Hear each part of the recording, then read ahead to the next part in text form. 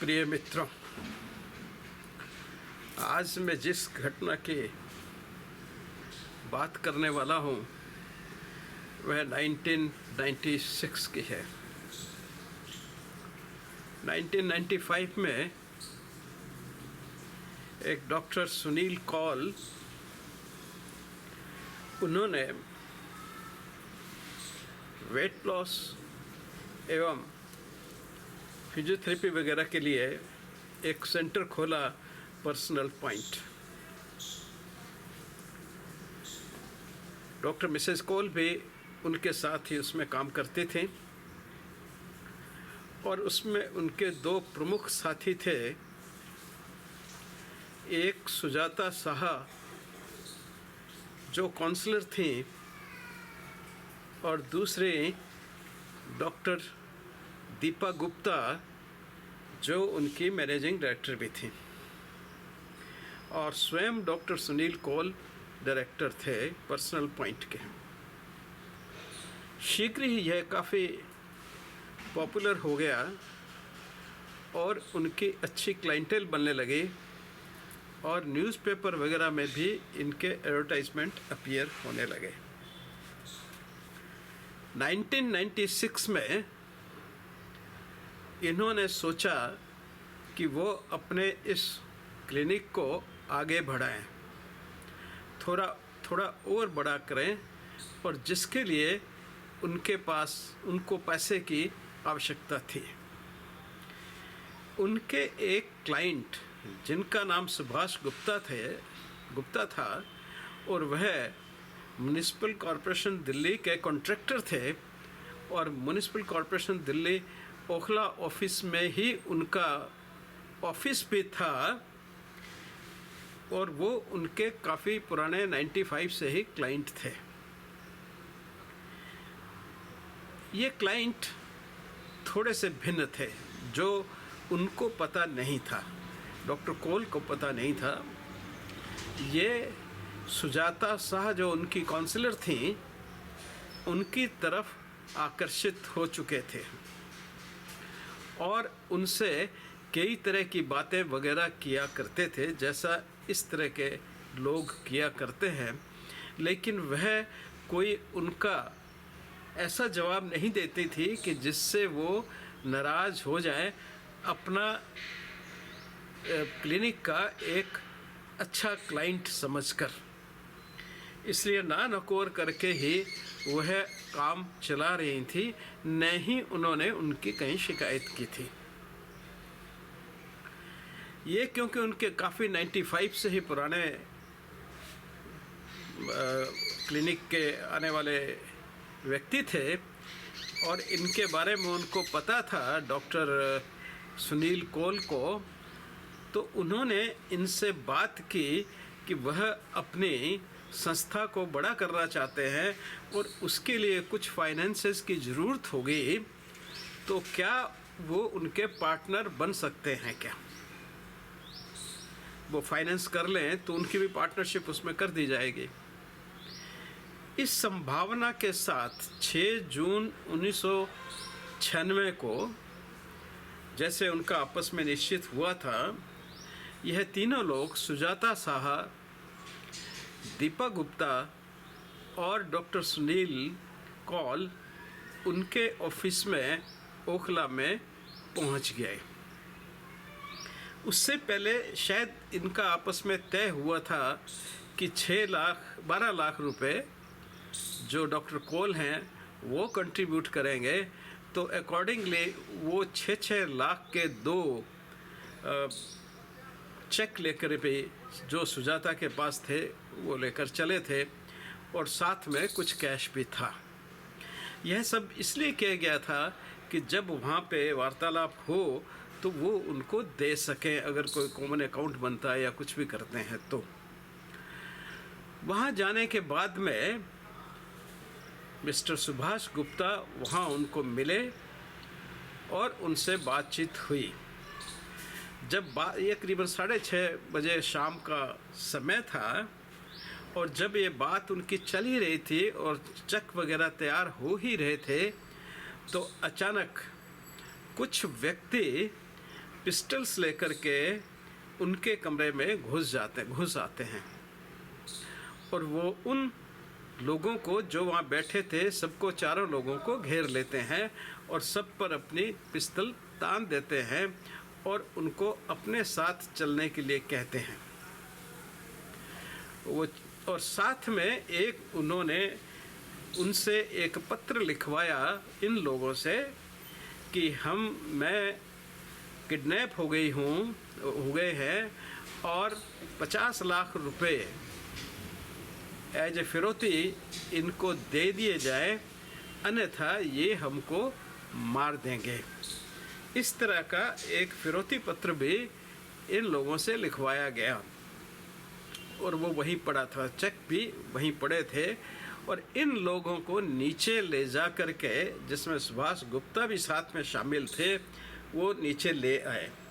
यह भी अपनी जान बचाने के हिसाब से उनके साथ नीचे आ गए क्योंकि उनकी सब पे पिस्टल्स लगी हुई थी और इन्होंने ला कर के, जो सुभाष गुप्ता थे उनके पास BMW गाड़ी थी, उन्होंने उनको BMW में बैठाया और दूसरे डॉक्टर साहब की मारुति 1000 थी उसमें बैठाया और एक और गाड़ी मारुति 800 थी उसमें बाकी लोगों को बैठाया। इस तरह से इन व्हीकलों में सबको एडजस्ट करते हुए और वो लोग भी इनको लेकर के फरार हो गए। अब ये घर नहीं पहुँचे। जब घर नहीं पहुँचे तो डॉक्टर सुनील गुप्ता की पत्नी वह ऑफिस में पहुँची क्योंकि उनको मालूम था कि वो सुभाष गुप्ता से मिलने आए हैं। वहाँ पे जब अता पता नहीं चला तो वो उनके घर उनकी पत्नी के पास पहुँची। वहाँ भी जब पता नहीं चला तो उन्होंने मीन टाइम दीपा गुप्ता के फादर का फ़ोन भी आया, वो भी तलाश कर रहे थे और सुजाता शाह के हस्बैंड भी उनको तलाश कर रहे थे। तो इन्होंने कहा कि सब लोग चितरंजन पार्क पुलिस स्टेशन में आ जाएं। ये जब चितरंजन पार्क पुलिस स्टेशन में पहुँचे तो उन्होंने उनकी रिपोर्ट लिखने से मना कर दिया, ये कहकर कि वह तो ओखला थाने में एरिया पड़ता है और वो ओखला जाने से पहले जब ओखला स्टेशन पहुँचे तो वहाँ पे ऑलरेडी जो सुभाष गुप्ता के बेटे नितिन थे वो ऑलरेडी वहाँ पे आ चुके थे। वहाँ SHO से बात हुई और SHO ने कहा कि ऑलरेडी नितिन ने FIR लगवा दी है। हालांकि जो इनके सुनील कौल की मिसेस कौल थी वो एक सेपरेट जो है मिसिंग रिपोर्ट अपने हस्बैंड की लिखाना चाहते थे, पर उन्होंने कहा कि नहीं, ऑलरेडी ये रिपोर्ट नितिन ने लिखा दी है। यह होने के बाद में जब उन पेपरों को वहाँ पे असेंबल करके देखा गया तो वो नोट भी जिसमें कि उन्होंने कहा था फिरौती का नोट भी था, वो भी वहाँ पुलिस ने रिकवर किया और चेक जो थे उनके टुकड़े भी वहाँ पे उन्होंने रिकवर किए। इसके बाद तलाश चलती रही लेकिन कुछ पता नहीं चल पा रहा था। 7 तारीख की शाम को होटल के पास डॉक्टर सुनील कौल की गाड़ी रिकवर होती है मारुति 1000 और आगे जाके देखने पे उनकी बॉडी मिलती है एक फील्ड में पड़ी हुई।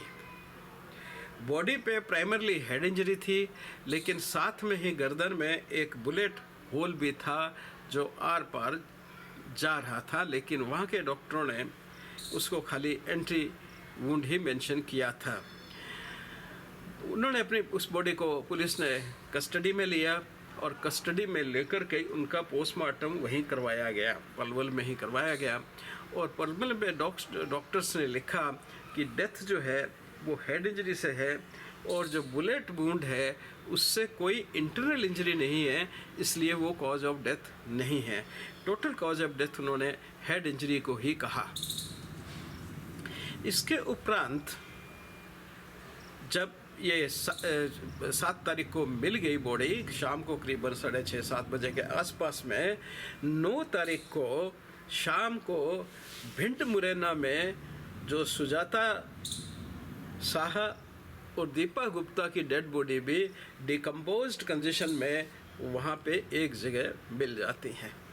उसका भी पोस्टमार्टम वहीं लोकल करवाया गया, जो भी उनका एरिया लगता था वहाँ पे उनका पोस्टमार्टम हुआ, और पोस्टमार्टम में उन्होंने यही बताया कि वो हाईली डिकम्पोज्ड डेड बॉडीज़ दोनों थीं। अब इस तरह से तीनों डेड बॉडीज़ की रिकवरी हो जाती है। सुभाष गुप्ता कहीं नहीं मिलते हैं।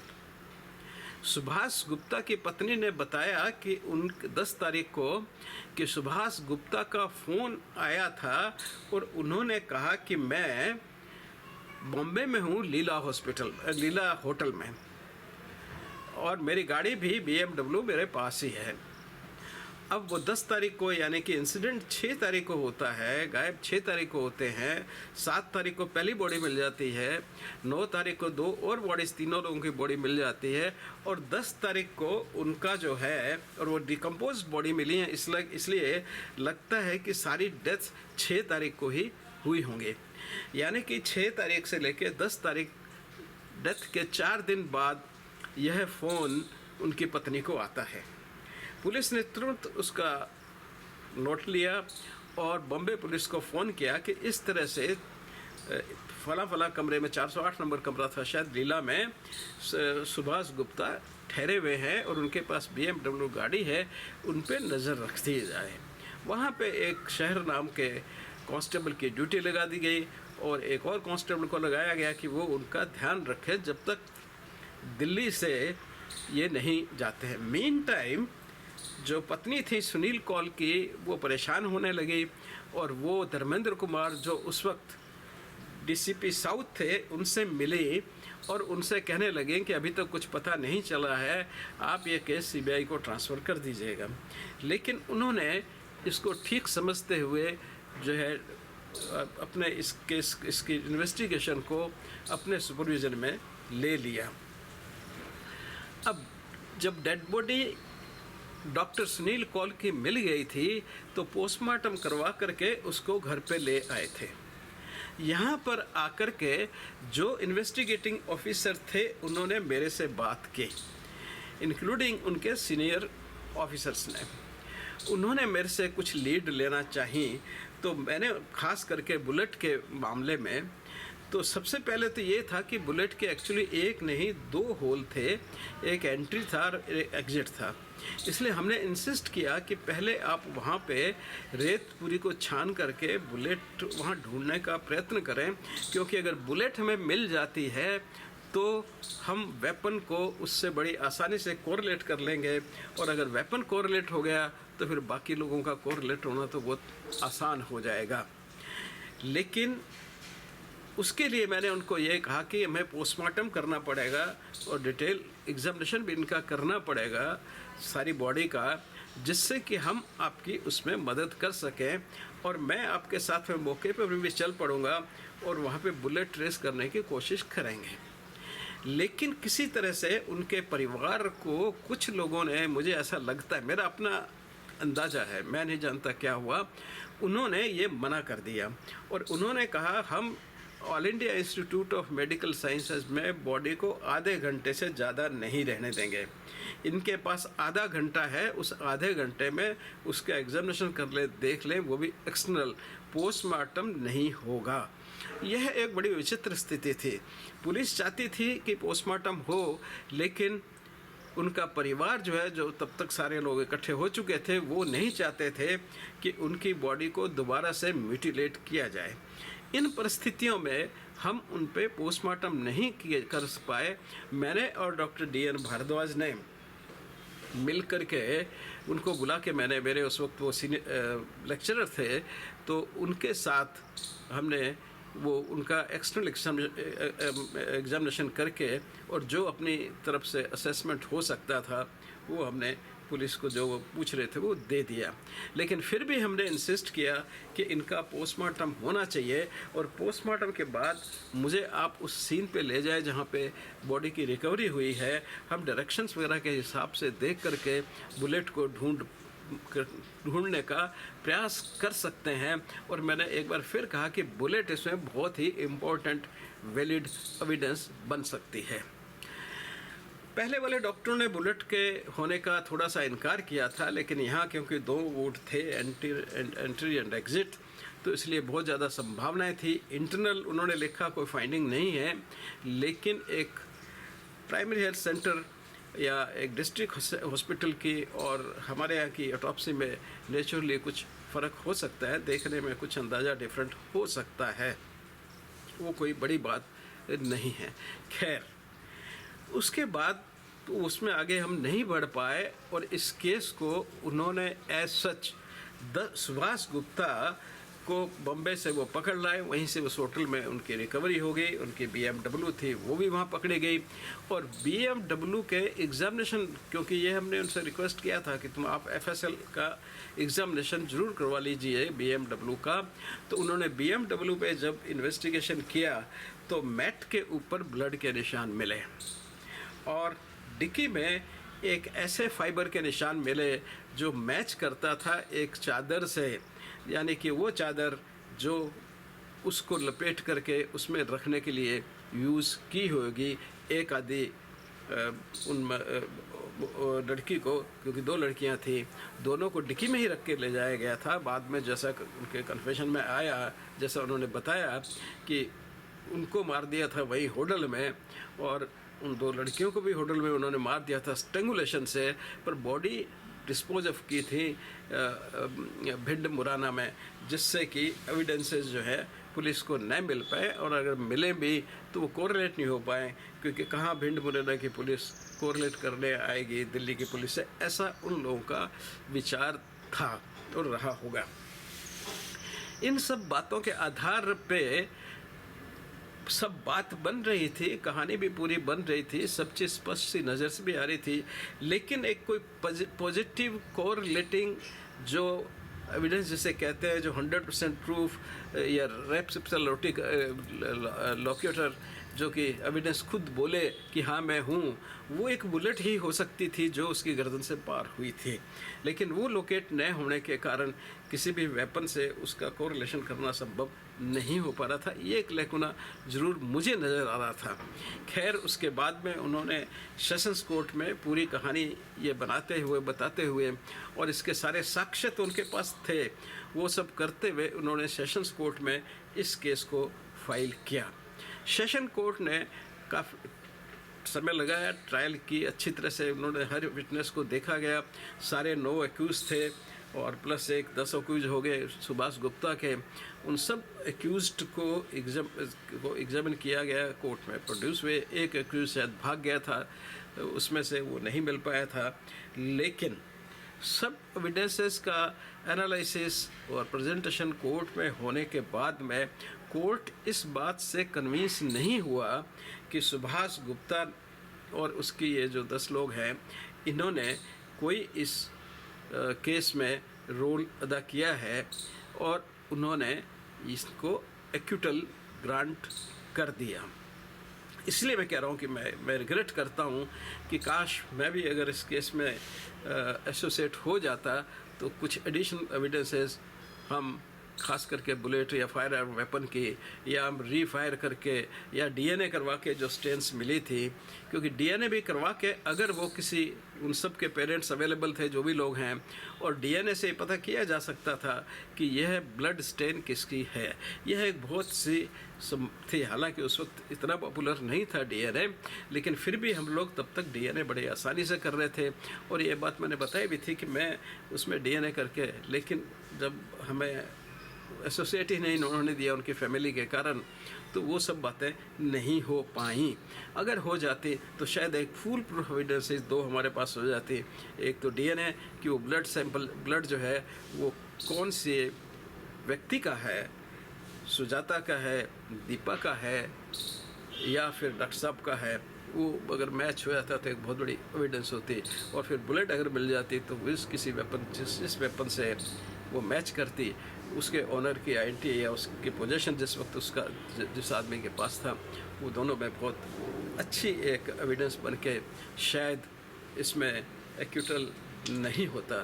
केस हाई कोर्ट में भी गया, लेकिन हाई कोर्ट ने भी जो सेशंस कोर्ट की एविडेंसेस को देखते हुए, उसकी एनालिसिस करते हुए, वो भी इसी बात से कन्विंस रहे और सबको एक्यूटल मिल गया और कोई किसी तरह का उनके बाद में सज़ा उनको नहीं हुई। तो यह था case, personal point murder case के नाम से लोग इसको जानते हैं। उसके बाद काफ़ी दिन तक चला और बाद में शायद इसका नाम वगैरह चेंज हो गया। और ये ऐसा केस है जिसमें मैं जुड़ने के बावजूद भी जुड़ नहीं सका, मेरी नॉलेज में आने के बावजूद भी मैं जुड़ नहीं सका, क्योंकि उनके परिवार वाले नहीं चाहते थे कि एम्स का कोई डॉक्टर इस इन्वेस्टिगेशन में ज्वाइन करे। शायद किसी लोगों ने उनको गलत समझाया होगा। बहुत से लोग इस तरह से उस समय आ जाते हैं जो इस तरह की बातें करते हैं, और जिसका व्यक्ति मरा होता है वो तो बहुत घबराया होता है, बहुत ही विचित्र परिस्थिति में होता है, तो उसका किसी भी बात से कन्विंस हो जाना बड़ा आसान है। थैंक यू, फिर मिलते हैं।